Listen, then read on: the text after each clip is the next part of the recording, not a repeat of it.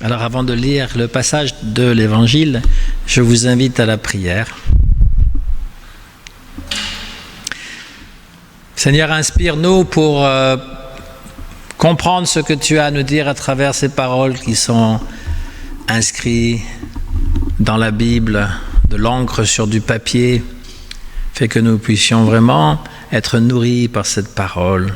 Au nom de ton Fils, Jésus le Christ. Amen. Nous lirons dans Luc, c'est chapitre 11, 1 à 13. C'est sur la prière du Notre Père.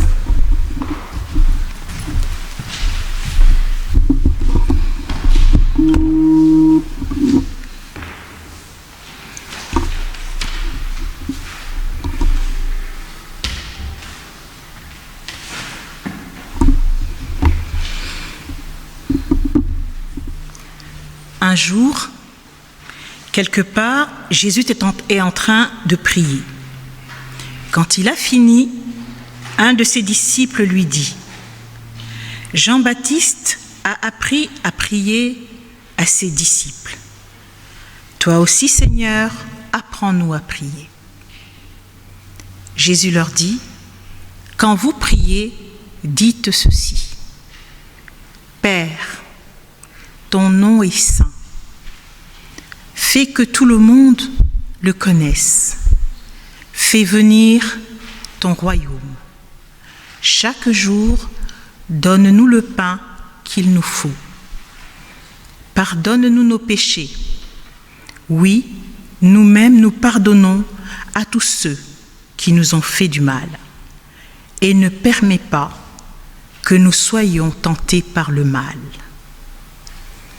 Jésus leur dit encore : « Supposons ceci.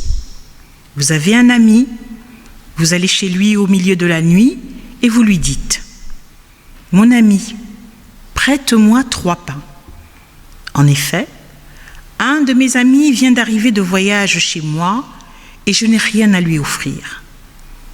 Votre ami vous répond peut-être de l'intérieur de la maison : « Laisse-moi tranquille, j'ai déjà fermé la porte. Mes enfants et moi, nous sommes couchés. Je ne peux pas me lever pour te donner du pain. » Eh bien, pourtant, je vous le dis, votre ami va se lever et il va vous donner tout ce qu'il vous faut. Il ne le fera peut-être pas seulement parce qu'il est votre ami, mais parce que vous continuez à demander sans vous gêner. C'est pourquoi moi je vous le dis. Demandez et on vous donnera. Cherchez et vous trouverez. Frappez à la porte et on vous ouvrira. Oui, celui qui demande reçoit.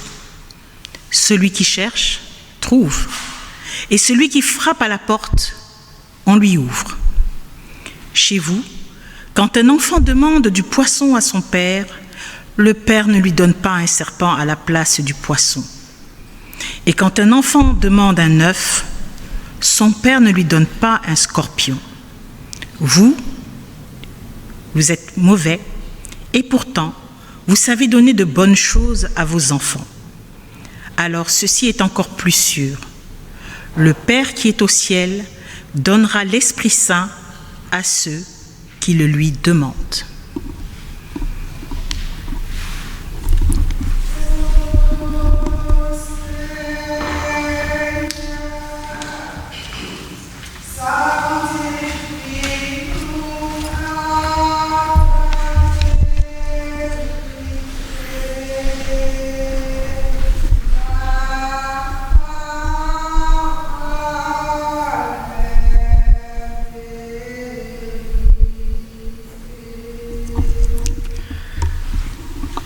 Ô Seigneur,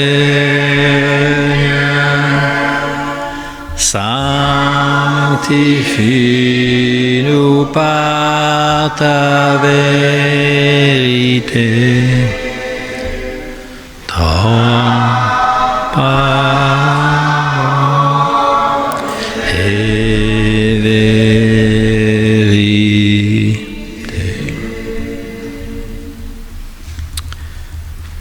Un jour, quelque part, commence ce passage, Jésus priait. En fait, Les évangiles nous montrent que Jésus était souvent en prière, qu'il aimait bien aller dans les endroits retirés en haut d'une colline pour prier seul. Et c'est rare que nous avons le contenu de cette prière.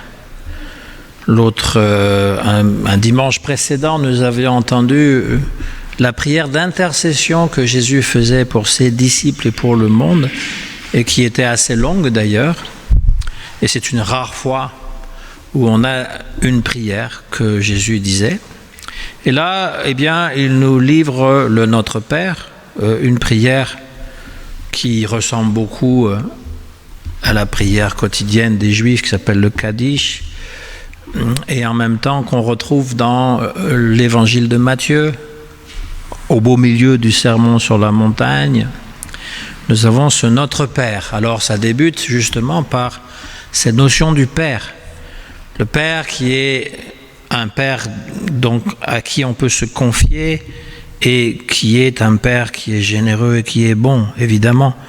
C'est quelque chose qui va de soi, que ce Père soit bon et on peut lui demander ce qu'on veut. Ensuite, Jésus dit que ton nom soit sanctifié. Le nom donc d'une personne, c'est son identité. Sur une pièce d'identité, c'est ce qu'on a avant tout. Le nom, le prénom, la date de naissance. Et peut-être qu'on n'aime pas son prénom. Des fois, on trouve que nos parents, ils nous ont pas choisi un prénom qui nous va. Mais c'est quand même comme ça que l'on se fait reconnaître par les autres et qu'on s'identifie. Et là, il s'agit du nom sacré de Dieu, donc le nom déjà qui est imprononçable. Pour les Juifs, c'est un nom imprononçable.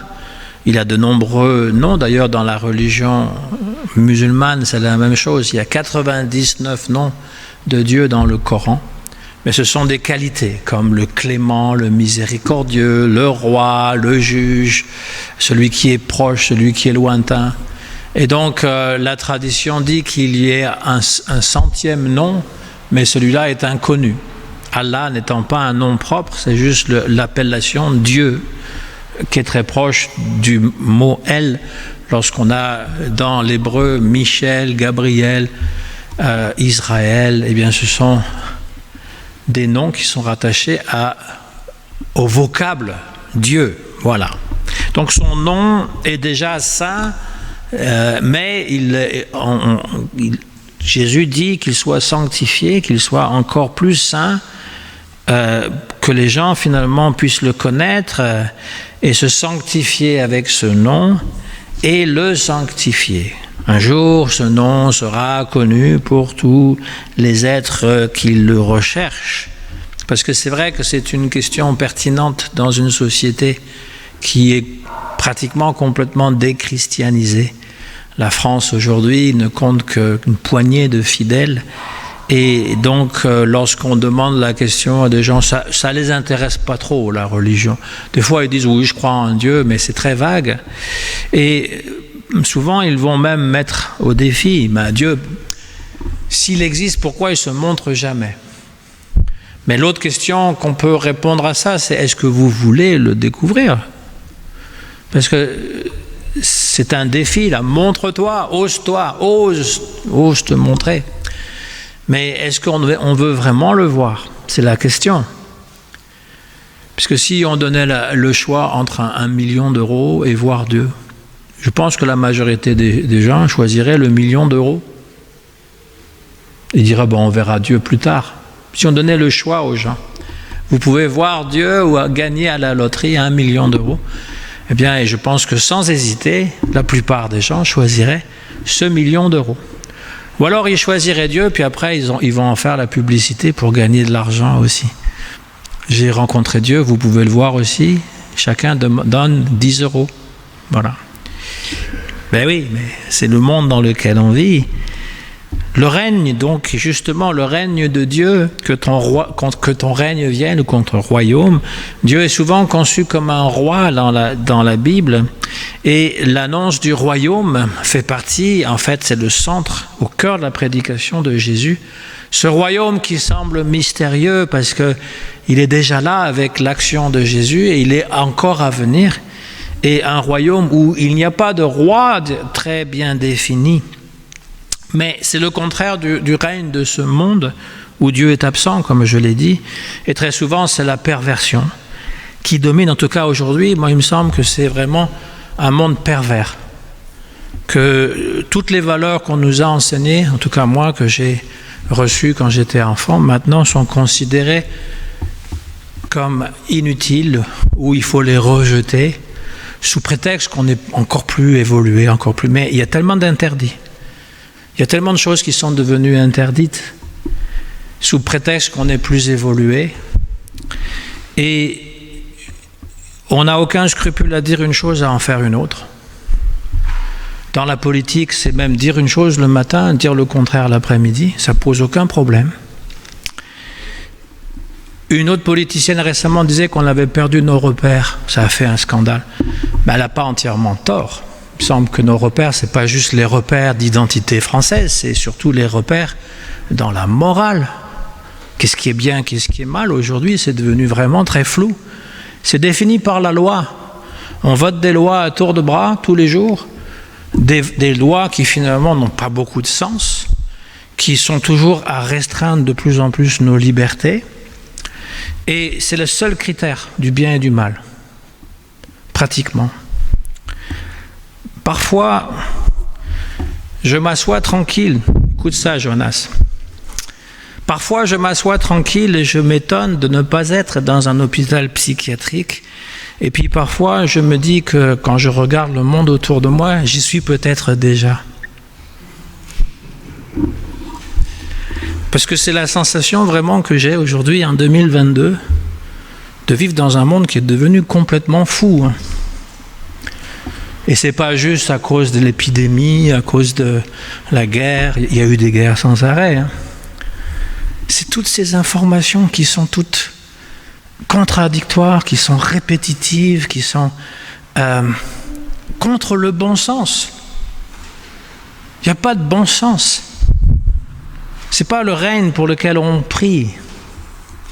J'entends bien que lorsque un théologien catholique d'ailleurs avait dit on attendait le royaume de Dieu et c'est l'Église qui est venue, que l'Église n'a pas vraiment fait son rôle de transformer ce monde pour un monde meilleur.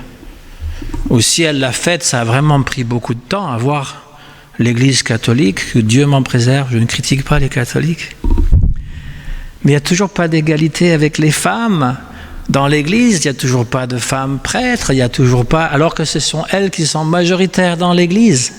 Très souvent, dans toutes les religions d'ailleurs, ce sont les femmes qui prêtent main forte. Et alors on se demande où est le message du Christ dans tout ça. Pourquoi ça prend autant de temps? Pourquoi c'est si lent? Que ton règne vienne. Ensuite, il y a la question du pain. Alors donne-nous notre pain quotidien. Donne-nous aujourd'hui notre pain quotidien. Cette répétition un peu bizarre. Si on était dans une dissertation en français, la prof corrigerait, elle dit c'est redondant un peu quand même, quotidien de ce jour. Mais il y a une répétition pour insister sur le fait que ce n'est pas si évident que ça. Nous récitons machinalement le Notre Père et nous pensons que, bah oui, le pain, ça coûte quoi? Ça a augmenté, hein. Mais bon, 2 euros, 3 euros, on achète du pain sans problème. Il faut vraiment être complètement démuni pour ne pas pouvoir s'acheter du pain dans la société française. Et donc le pain est trompeur parce que d'abord c'est un aliment de base. On aurait été en Chine, ça aurait été donne-nous notre riz de ce jour, n'est-ce pas? Ou en Inde, parce que c'est le riz qui est l'aliment de base. Le manioc aussi en Afrique. Mais à part l'aliment du corps, il y a tout ce que peut être figuré par le pain. Quand nous chantons d'ailleurs durant la Sainte Seine, l'homme ne vivra pas que de pain seulement, mais de toute parole. Alors le pain signifie aussi tout ce qui va nous alimenter et nous protéger. Donc c'est aussi le vêtement, la demeure, la santé, la paix, la prospérité, la sécurité. C'est tout ça qu'il faudrait inclure dans le mot pain. Donne-nous aujourd'hui le pain, le vêtement, la demeure, la santé, la paix, la prospérité, la sécurité. Alors, c'est un peu long, mais c'est ça que ça contient, et ça change complètement le sens. Parce que ça veut dire d'abord, donne-nous, tout provient de Dieu. Et que, eh bien, ce n'est pas toujours un acquis. La santé, par exemple, la paix dans le ménage ou dans la société ou dans le monde, la prospérité ou en tout cas ne pas être dans le besoin financier, la sécurité, ça va de soi aussi. Donne-nous cela, on lui demande. Pardonne-nous nos péchés, réels ou imaginaires.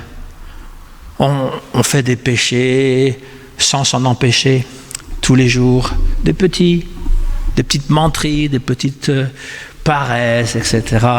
Et puis on se flagelle aussi pour des péchés passés qui toujours nous pourrissent la vie. Et on va ruminer mentalement ces choses, on va se sentir coupable, on va se sentir mal dans sa peau. Et il est possible que nous ayons déjà payé pour nos péchés. Pardonne-nous nos péchés, ça veut dire aussi aide-nous à nous pardonner. Aide-nous à être assez bons envers nous-mêmes pour pardonner aussi aux autres, parce qu'ils ne sont pas meilleurs, mais ils ne sont pas nécessairement pires. Il faut se rappeler de cette parabole du serviteur impitoyable. On avait remis la dette, le maître avait remis la dette et lui refuse de remettre une dette beaucoup plus petite à quelqu'un d'autre. Et donc, si nous nous sommes pardonnés, nous devons aussi pardonner aux autres. Ici, c'est mis à l'inverse. Hein. Comme, ou encore c'est un équivalent, comme nous pardonnons. Ce n'est pas évident que nous pardonnions les autres, mais c'est important. C'est important de ne pas garder rancune, de ne pas toujours calculer quelque chose, ruminer, encore une fois, pardonner. Ça prend du temps, c'est vrai. Ne nous laisse pas entrer en tentation. Une phrase qui a fait couler beaucoup d'encre et on l'a changée. Hein? Maintenant on dit ne nous laisse pas entrer en tentation, mais ne nous soumets pas à la tentation. On a répété ça pendant des décennies. Ne nous soumets pas à la tentation. Et donc la question des théologiens, parce que les catholiques voulaient rechanger ça, parce que c'est à cause des protestants qu'ils avaient accepté « ne nous soumets pas à la tentation ». Oui. Et donc voilà, ils étaient soumis, et à un moment donné, ils ont dit « ben non, on veut retourner vers le truc, c'est pas Dieu qui nous induit en tentation ». Alors il y a toute une discussion là-dessus, à savoir, est-ce que c'est Dieu qui nous envoie des épreuves ? Ça, c'est une logique que certains défendent en disant les épreuves sont envoyées pour Dieu pour nous fortifier. Et souvent on dit qu'est-ce que j'ai fait au bon Dieu pour mériter ça ? On a un peu cette impression que Dieu est responsable de ça. Et les autres qui disent c'est pas Dieu qui induit en tentation. Quand Jésus il est tenté par le diable, il va dans le désert, il est tenté par le diable, mais avec cette petite bémol que c'est l'esprit qui le conduit dans le désert. Alors le débat est toujours ouvert à savoir si la tentation, elle vient de Dieu ou elle vient du diable, et avec toujours cette autre interrogation théologique, si le diable est vraiment l'égal de Dieu, parce que il me semble que dans le christianisme, on a fait du diable le responsable de tout ce qui ne va pas sur la terre. Le responsable de tout ce qui va mal, parce qu'on ne peut pas expliquer pourquoi le mal existe. Si Dieu est bon et tout-puissant, pourquoi le mal existe ? Donc la solution, c'est de dire, il y a un diable, il y a un grand méchant qui est responsable de tout ça. Ça, c'était aussi la religion qui venait de l'Iran, la Perse ancienne. Il y avait un bon Dieu et un mauvais Dieu. Ils étaient en égalité et en compétition. Mais ça pose problème. Si Dieu est tout-puissant, d'où il vient l'autre ? Et quelle est vraiment sa puissance ? Et si vous dites, ah non, mais il est au service de Dieu, ah bon, alors Dieu est responsable. C'est lui qui veut. Il dit, tu vas faire le sale boulot à ma place. Tu vas les tenter, tu vas les punir, tu vas faire ceci, mais c'est moi qui veux ça. Donc, c'est toujours ouvert. Mais ça fait partie de cette prière. Justement, l'idée, c'est pas de s'interroger à savoir qui est responsable de la tentation, l'idée, c'est d'y résister. Ne nous laisse pas entrer en tentation, ne nous soumets pas à la tentation. S'il te plaît, fais que nous restions intègres, fidèles à nos valeurs. Alors, Jésus termine le « c'est à toi qu'appartient le ciel ». Ça, c'est une chose qui est liturgique, c'est pas dans les textes. Matthieu, je pense, mais pas dans Luc. Jésus va enchaîner sur une parabole de deux amis. Il y a un ami qui a faim, qui n'a pas de pain, justement. Il va voir son voisin, son ami. À 3h du matin, il va sonner. Ding, ding, je ne sais pas s'il y avait des sonnettes à cette époque-ci, mais on imagine qu'il va le déranger. Il jette des pierres sur les volets pour le réveiller. Et l'autre se réveille, il dit, qu'est-ce que tu veux ? Je veux du pain. Il dit, mais il est 3h du matin, quand même, tu ne peux pas attendre quelque temps et je te donnerai. Non, j'ai faim. Et il insiste. Et donc, tant et si bien que son ami, va lui donner. Et il dit, vous ne feriez pas la même chose ? Juste pour vous débarrasser du bonhomme, d'ailleurs. Quelqu'un qui vient frapper à 3h du matin, que vous connaissez évidemment, parce que sinon vous appelez la police. Non seulement il n'a pas de pain, mais en plus il a la police. Mais disons que c'est votre ami qui vous appelle à 3h du matin, juste pour avoir la paix, vous lui donnez ce qu'il veut. Si c'est du pain, si c'est 1 million d'euros, c'est différent. Mais il y a un lien avec la prière. La prière est une demande, une quête, une porte à laquelle on frappe, n'est-ce pas ? Jésus dit, demandez et on vous donnera, cherchez, vous trouverez, frappez à la porte, on vous ouvrira. Donc c'est une quête, une demande. Et donc, prier, c'est demander pour moi, pour mon prochain, pour le monde. C'est ce qu'on nous a enseigné. Pourtant, combien d'entre nous peuvent témoigner qu'il y a des prières qui sont restées sans réponse. Une fois, je demandais à un adolescent pour la catéchisme s'il priait, et il m'a dit, j'ai déjà prié avant les examens. Et je lui ai demandé, est-ce que ça a été efficace ? Il m'a dit non. Je lui ai dit, peut-être qu'il faudrait aider un petit peu Dieu, étudier quand même en même temps. La prière, c'est un rajout, quoi. Parce que si on pense, je ne vais pas étudier, que je vais recevoir une bonne note, c'est vraiment une pensée magique, ça. Alors la prière, les prières qui n'aboutissent pas, les quêtes qui sont stériles, et on peut en témoigner, moi en premier, lorsque vous avez quelqu'un qui est atteint d'une maladie grave, et que malgré les prières, cette personne se décompose et meurt, on peut être tenté de dire, mais alors ça ne marche pas. Ou alors Dieu est méchant, il n'a pas voulu. Et on est renvoyé à notre finitude, au mystère de la vie. Que finalement, on fait ce qu'on peut, et on n'a pas de réponse, parfois on n'a pas de réponse définitive. Vous pouvez aussi témoigner qu'il y a des prières qui ont été exaucées, très rapidement, ça aussi. Mais il existe quand même des prières, malgré la répétition, qui n'ont pas abouti. Et là, Jésus donne l'autre exemple du Père, qui donne à son enfant. Voilà, le Père qui donne à son enfant, qui sait ce que l'enfant a besoin. Le Père dont il est question, notre Père, ce n'est pas l'image que l'on a de notre Père à nous, notre Père qui nous a donné naissance. Peut-être que vous avez eu un Père très généreux et très compréhensif et très puissant. Mais dans la majorité des cas, les parents, il y a toujours eu des blessures quelque part. Et ça laisse finalement entendre que le Père auquel nous demandons quelque chose peut très bien refuser.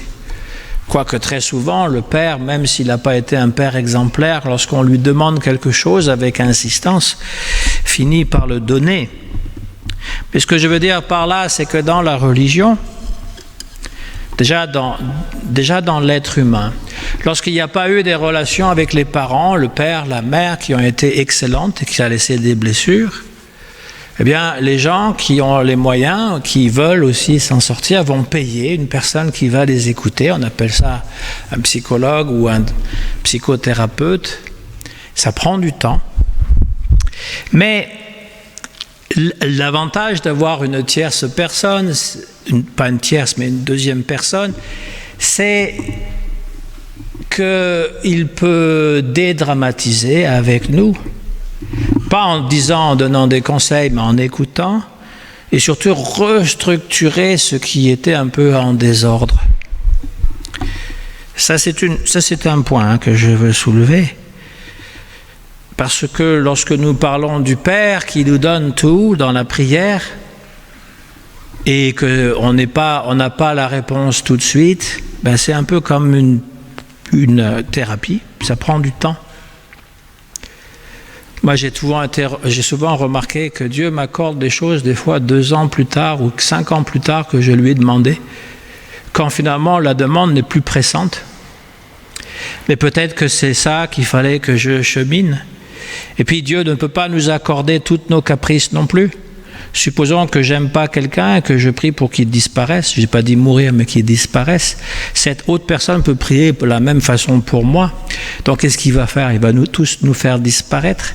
Et puis c'est peut-être pas ça qu'il faut cultiver non plus dans la prière. Il y a toutes sortes de choses. Donc notre vision du Père doit changer, y compris pour Dieu. Plus on va mal, plus l'image de Dieu que nous avons très souvent est négative.